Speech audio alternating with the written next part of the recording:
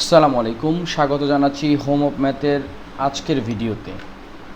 2022-এ যারা এসএসসি পরীক্ষার্থী তাদের পরীক্ষা নির্ধারণ করা হয়েছে 15ই সেপ্টেম্বর, আর আজকে হচ্ছে 15ই আগস্ট, অর্থাৎ আমাদের হাতে আছে এক মাস।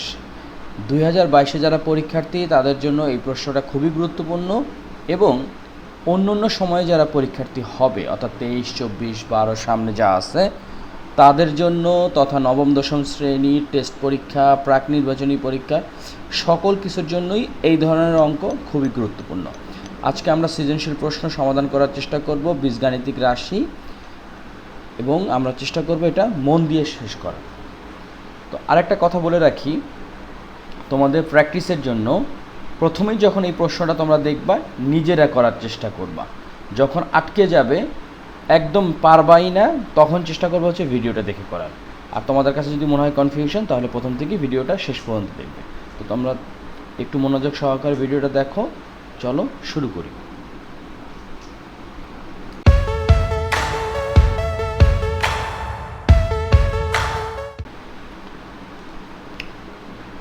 খেয়াল করো, এখানে দুইটা উদ্দীপক দেওয়া আছে। একটা হচ্ছে কি x plus y plus Z equals to হচ্ছে 0, আর একটা হচ্ছে x minus 1/x equals to 3/2। এই উদ্দীপকের আলোকে আমাদের তিনটা প্রশ্ন সমাধান করতে হবে। তিনটা প্রশ্ন এখনই পড়বো না, যখন যেটা পড়বো সেই অনুযায়ী কাজ করব। তো খেয়াল করো, প্রথমে যদি আমরা ক নাম্বারটা দেখি, যেখানে কি বলছে যে x cube plus y cube plus z cube এর মান নির্ণয় করো। যেহেতু এখানে এক্স ওয়াই জেডের ব্যাপারটা আছে, তাহলে আমরা কোন উদ্দীপকটা নেব? প্রথম উদ্দীপকটা নেব, যেটা হচ্ছে x plus y plus Z equals to 0। তা আমরা একটা কাজ করতে পারি, আমরা একটু লিখে ফেলতে পারি যে দেয়া আছে, অথবা আমরা এখানে লিখতে পারি উদ্দীপক হতে পাই। সেটা কি? X plus y plus Z equals to হচ্ছে 0। ওকে, এখন আমাদের কাজটা কি? আমাদের কাজটা হচ্ছে গিয়ে x cube plus y cube plus z cube এর মান নির্ণয় করতে হবে।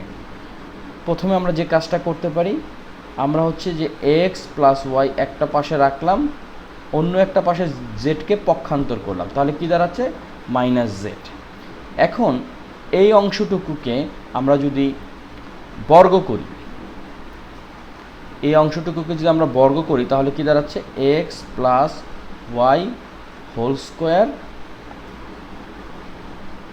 আমরা বর্গ না, আমরা ঘন করব। আমরা যেটা করব সেটা হচ্ছে ঘন, তাহলে আমাদের জন্য একটু সহজ হবে। আর এখানে হচ্ছে মাইনাস জেড কিউব। আমরা কি করলাম? আমরা হচ্ছে ঘন করে একটা সাইড নোট দিয়ে দিলাম। এরপরে খেয়াল করো, আমরা যদি এখন ঘন সূত্র ব্যবহার করি তাহলে আমরা জানি যে x cube plus y cube plus 3xy, আর এদিকে হচ্ছে এক্স প্লাস ওয়াই। আর এই পাশে আমরা কি পাচ্ছি? এই পাশে আমরা যেটা পাচ্ছি সেটা হচ্ছে মাইনাসকে ঘন করলে মাইনাস আসতেছে, আর জেডকে ঘন করলে আসতেছে জেড কিউব। ওকে, এখন খেয়াল করো যে এখানে x cube plus y cube plus 3xy, এখানে যে এই যে এক্স প্লাস ওয়াই আছে, শুরুতেই আমরা কি করছিলাম? X plus y equals to হচ্ছে মাইনাস জেড, তাহলে আমরা লিখতে পারি মাইনাস জেড ইকুয়ালস টু কি? ইকুয়ালস টু হচ্ছে মাইনাস জেড কিউব। আমরা কি লিখতে পারি? যেহেতু x plus y equals to minus z, এই সাইড নোটটা দিয়ে দিলাম। বা এখন খেয়াল করো, x cube plus y cube, এখানে এই যে মাইনাস জেড কিউবটাকে যদি আমরা এই পাশে নিয়ে আসি, জেড কিউব, আর এখানে খেয়াল করো কি পাচ্ছি আমরা? এখানে 3xy প্লাসে মাইনাসে যেহেতু মাইনাস আছে, এখানে শুধু হচ্ছে জেড ইকুয়ালস টু কত? 0। বা খেয়াল করো, x cube plus y cube plus z cube equals to আমরা কি করতে পারি? ইকুয়ালস টু হচ্ছে এখানে মাইনাস 3xy যদি আমরা পক্ষান্তর করি তাহলে পাচ্ছি প্লাস 3xyz। তো প্রশ্নে দেখো যে জিনিসটা বলছে যে x cube plus y cube plus z cube এর মান নির্ণয় করো। সুতরাং নির্ণয় মান কি? সুতরাং নির্ণয় মান x cube plus y cube plus z cube equals to 3xyz। আমাদের প্রথম প্রশ্নটি সমাধান হয়ে গেল। সহজে অঙ্কটা করে ফেললাম। এই পুরো বিষয়টা কিন্তু আমাদের কাজে লাগবে। তো এই বিষয়টা কিভাবে কাজে লাগবে, যখন আমরা পরবর্তী অঙ্কটা করব তখনই এটা আমরা বুঝতে পারব। এখন খেয়াল করো, এই যে খ নাম্বারটা, ক নাম্বার তো আমরা করে ফেললাম, খ নাম্বারটা খেয়াল করো, একটা জিনিস প্রমাণ করতে বলছে বা দেখাতে বলছে। এক্ষেত্রেও কিন্তু খেয়াল করো, এক্স আছে, ওয়াই আছে, জেড আছে, সেক্ষেত্রে আমরা কি করব? উদ্দীপক প্রথম অংশটুকুই ব্যবহার করব। তো এই ব্যবহারটা করার আগে আমরা দুইটা জিনিস কিন্তু সংগ্রহ করে নিব। একটা কি? একটা হচ্ছে খেয়াল করো, একটা হচ্ছে যে এটা আমরা কি নাম্বার করব? খ নাম্বার। প্রথম কথা হচ্ছে আমরা উদ্দীপক হতে পাই, উদ্দীপক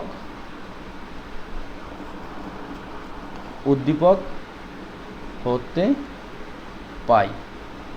সেটা কি? সেটা হচ্ছে x plus y plus Z equals to 0।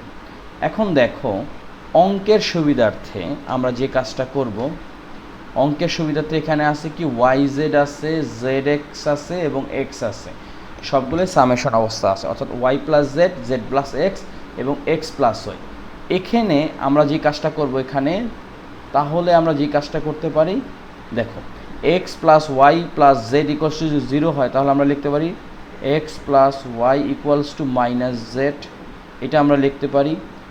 আবার কি লিখতে পারি? Y plus Z equals to minus x, এটা লিখতে পারি। আবার আমরা যে কাজটা করতে পারি সেটা হচ্ছে যে x plus Z equals to minus Y.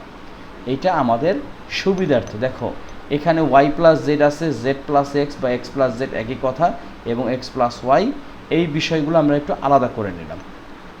এবং খেয়াল করো, এবং ক হতে পাই, সেটা কি? সেটা হচ্ছে x cube plus y cube plus z cube equals to কি? 3xyz। এই জিনিসগুলো আমরা পেলাম। এখন আমরা অঙ্কটা শুরু করে দিই। বাম পক্ষ, খেয়াল করো, বাম পক্ষটা কি দেওয়া আছে? আমরা একটু উঠিয়ে নিই। এখানে আছে y plus z whole square divided 3yz, তাই তো? এখানে আছে 3yz, ওকে, প্লাস এরপরে কি আছে? Z plus x whole square divided 3zx, plus এখানে আছে কি? X plus y whole square এবং কি দেওয়া আছে? 3xy। এখন এই জিনিসগুলোকে যদি আমরা একটা একটা করে বসাই মান, খেয়াল করো কি দাঁড়াচ্ছে। আমরা একটু আগে বের করলাম ওয়াই প্লাস জেড, এই দেখো Y plus Z equals to হচ্ছে minus X, Y plus Z equals to হচ্ছে মাইনাস এক্স। তাহলে ওয়াই প্লাস জেডের জায়গায় আমরা কি বসাবো? মাইনাস এক্স, তার উপরে আছে স্কোয়ার, আর নিচে আছে কি? 3yz, plus Z plus x কত আছে? জেড প্লাস এক্স বা এক্স প্লাস জেড আছে মাইনাস ওয়াই, দিলাম মাইনাস ওয়াই, তার উপরে স্কোয়ার, আর এখানে কি আছে? 3zx, plus x plus y কত? মাইনাস জেড, তার উপরে স্কোয়ার, নিচে আছে 3x এবং ওয়াই। এখন খেয়াল করো, আমরা কি লিখতে পারি এই জায়গাটাতে? মাইনাস এক্সকে স্কোয়ার করলে আসতেছে এক্স স্কোয়ার, নিচে হচ্ছে 3yz plus y square 3zx plus z square আসতেছে 3xy, ওকে। এখন আমরা যে কাজটা করতে পারি সেটা হচ্ছে খেয়াল করো 3yz 3zx 3xy, এটাকে যদি লসাগু করি 3 সব জায়গাতে কমন আছে, চলে আসলো কমন। এছাড়া এখানে y আছে, এখানে y আছে, এখানে z আছে, এখানে z আছে, এখানে x আছে, এখানে x আছে, অর্থাৎ কমন আনকমন সব কিছু মিলিয়ে আসছে 3x y এবং z। তো খেয়াল করো 3xyz কে যদি 3yz দ্বারা ভাগ করি তাহলে থাকতেছে x, x কে x স্কোয়ার দ্বারা যদি আমরা গুণ করি তাহলে পাচ্ছি x কিউব, যথারীতি এখানে পাচ্ছি y কিউব এবং এখানে পাচ্ছি z কিউব। এখন ক নাম্বারটা যদি আমরা একটু স্মরণ করি, যেখানে xy plus x cube plus y cube plus z cube আমরা পাইছিলাম 3xyz, সুতরাং আমরা এখানে লিখতে পারি 3xyz, আবার এখানে 3xyz। এইটাকে যদি কাটাকাটি করি তাহলে পাচ্ছি আমরা 1 সমান হচ্ছে 1, 1 কি ডান পক্ষ, ডান পক্ষ। তাহলে সুতরাং বাম পক্ষ ইকুয়ালস টু ডান পক্ষ কি হলো দেখানো হলো।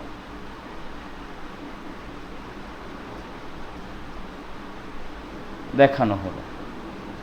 এই হচ্ছে আমাদের আজকের সৃজনশীল পর্বের দ্বিতীয় অঙ্ক। ক করে ফেললাম, খও করে ফেললাম। তোমাদের যদি কোনো প্রশ্ন থাকে অবশ্যই কমেন্ট সেকশনে জানাবা অথবা ইমেল করতে পারো। ইমেলটা আমার চ্যানেলের অ্যাবাউটের গেলেই তোমরা পাবে। এছাড়াও ডেসক্রিপশন বক্সে থাকবে, যেটা হচ্ছে auraji.homeofmath@gmail.com।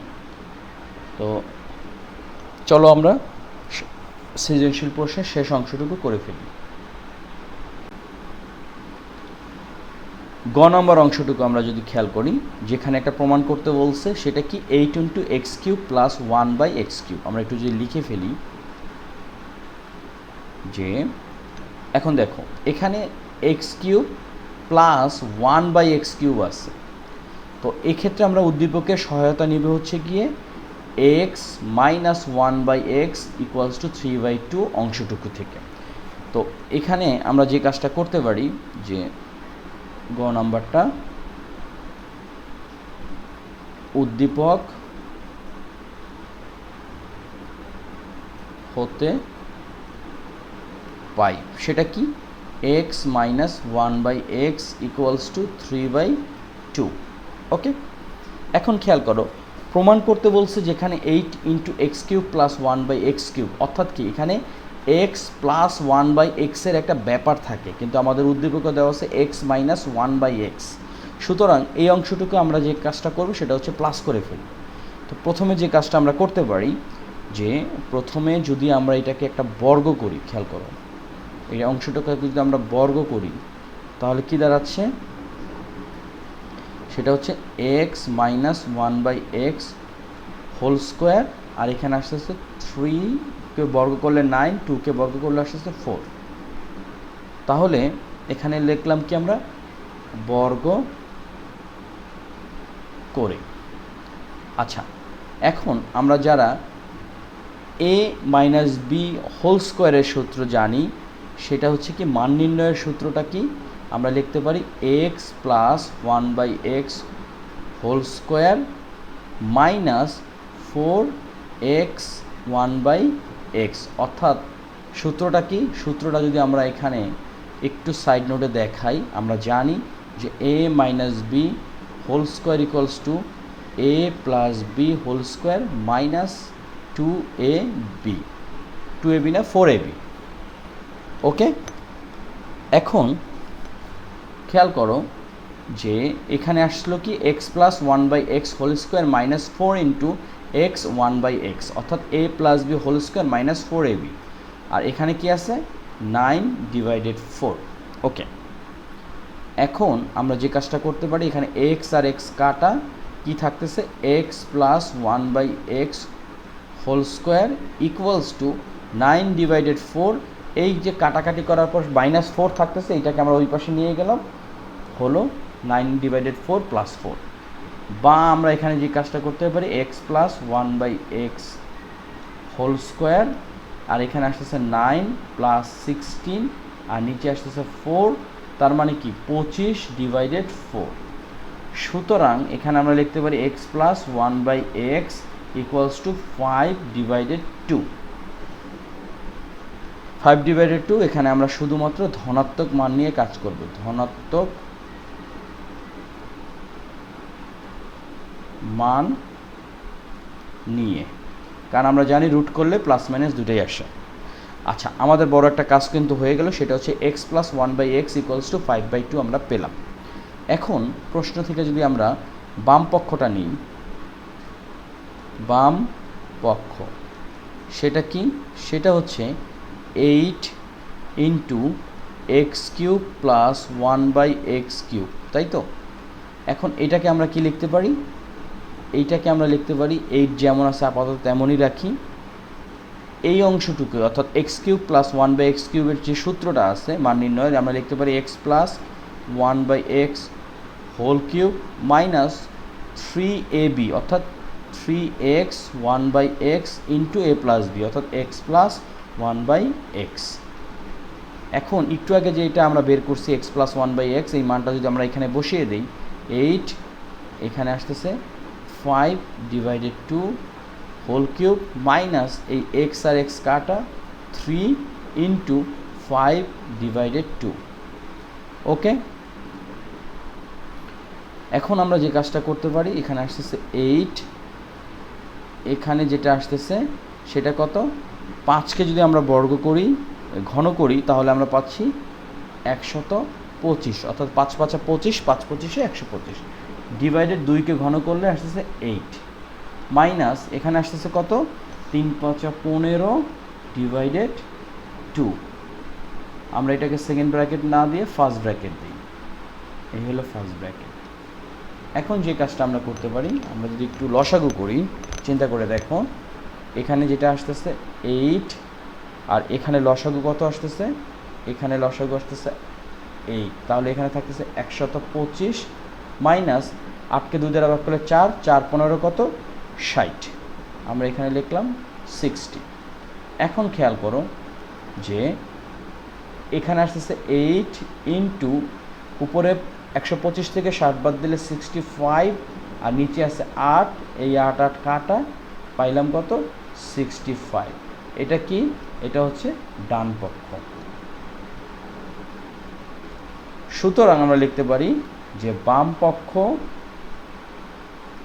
সমান ডান পক্ষ প্রমাণিত। ওকে, আমাদের কাজ কমপ্লিট, টাস্ক কমপ্লিট হয়ে গেল। এখন আমরা একটু যদি রিভিউ করি যে 3টা প্রশ্ন অর্থাৎ একটি সৃজনশীল প্রশ্নের ভিতরে 3টা প্রশ্ন আমরা করার চেষ্টা করলাম। ইউজুয়ালি এই ধরনের প্রশ্নগুলোর ক্ষেত্রে ক নাম্বার থাকে 2, খ থাকে 4 এবং গ থাকে 4। একটু মনোযোগ সহকারে করলে আমরা কিন্তু এখানে 10-এ 10 নাম্বার পেতে পারি। তো ভিডিওটা কন্টিনিউ করব না, আশা করি অঙ্কটা নিয়ে কোনো সমস্যা নাই। কোনো ধরনের প্রশ্ন থাকলে অবশ্যই কমেন্ট সেকশনে জানাবে এবং তোমাদের যে কোনো ধরনের মতামত আমার সাথে শেয়ার করবে। প্রশ্ন রিলেটেড কোনো সমস্যা থাকলে অবশ্যই জানাবে। তোমাদের বীজগাণিতিক রাশি বা এসএসসি পরীক্ষার্থীদের জন্য কোনো প্রশ্ন যদি তোমাদের সলিউশনের মনে হয় আমাকে স্ক্রিনশট পাঠাতে পারো ইনবক্সে। আমার যদি সময় হয় আমি চেষ্টা করব সবার জন্য ভিডিওটা করার জন্য। তো তোমরা সবাই ভালো থাকো, সুস্থ থাকো, আল্লাহ হাফিজ।